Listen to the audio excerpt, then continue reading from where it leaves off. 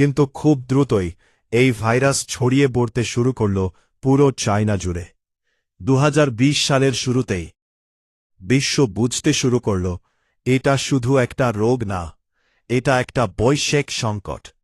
World health organisation ঘোষণা দিল এটি একটি প্যান্ডেমিক। আর তারপর পুরো পৃথিবী যেন থেমে গেল।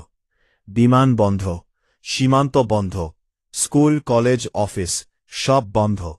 মানুষ বন্দী হয়ে গেল নিজের ঘরে। লকডাউন, একটা নতুন শব্দ, যা আগে শুধু ইতিহাসের বইয়ে ছিল, এখন বাস্তবতা।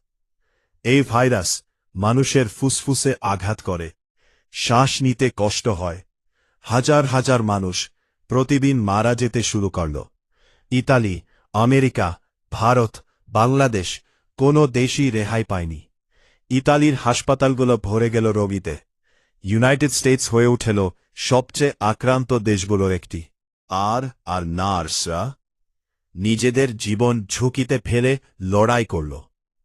তারা ছিল এই যুদ্ধের আসল হিরো।